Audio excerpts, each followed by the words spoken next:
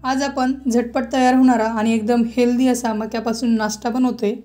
त्यासाठी एका मिक्सरच्या भांड्यामध्ये पाव चमचा जिरे, 2 हिरव्या मिरच्या, त्याचबरोबर 8 ते 10 लसणाच्या पाकळ्या टाकून याला आपण छान बारीक करून घेणार आहोत।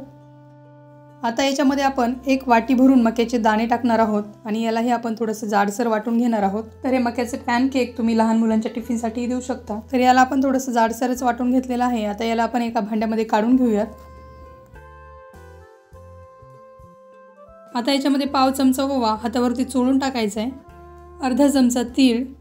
आता आपण याच्यामध्ये 1 वाटी गव्हाचं पीठ, 2 चमचे बेसन पीठ टाकायचे, त्याचबरोबर अर्धी वाटी इथे मी नाचणीचं पीठ टाकत आहे। याच्याऐवजी तुम्ही ज्वारीचं पीठही टाकू शकता। एक छोट्या साईजचा बारीक चिरलेला कांदा, बारीक चिरलेली कोथिंबीर टाकायची आहे, पाव चमचा लाल तिखट, थोडीशी हळद, त्याचबरोबर चवीपुरतं मीठ टाकून याला आपण आधी व्यवस्थित मिक्स करून घेणार आहोत।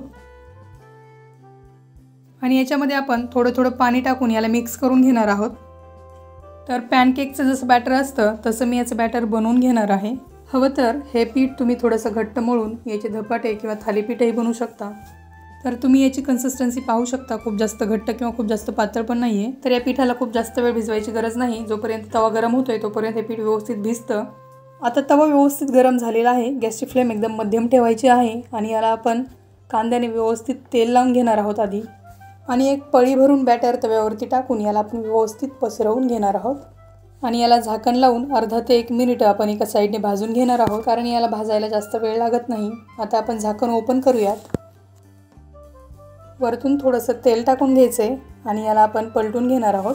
तर आपण साधा लोखंडी तवा वापरत असल्यामुळे सुरुवातीचं एखादं धिरडं किंवा थालीपीठ तव्यावरती चिटकतं आणि नंतरचे व्यवस्थित बनतात। आता दुसऱ्या बाजूने आपण याला 1 मिनिटासाठी व्यवस्थित भाजून घेणार आहोत। तर आपलं धिरडं भाजून तयार आहे। याला आता आपण सर्विंग प्लेटमध्ये काढून घेऊयात आणि तव्यावरती जे चिटकलेलं बॅटर आहे ते आधी काढून घ्यायचंय। परत याला आपण कांद्याने व्यवस्थित तेल लावून घेणार आहोत आणि याच्यावरती बॅटर व्यवस्थित पसरवून अशाच पद्धतीने सगळे धिरडे बनवून घेणार आहोत। तर तुम्ही हे धिरडे स्पेशली दह्यासोबत सर्व करू शकता, चवीला एकदम भारी लागतात। नक्की बनवून बघा। तुम्हाला जर ही रेसिपी आवडली असेल तर नक्की लाईक, शेअर आणि चॅनलला सबस्क्राईब करा। त्याचबरोबर बेल आयकनही क्लिक करा, म्हणजे नवीन रेसिपीची नोटिफिकेशन तुम्हाला मिळेल। धन्यवाद।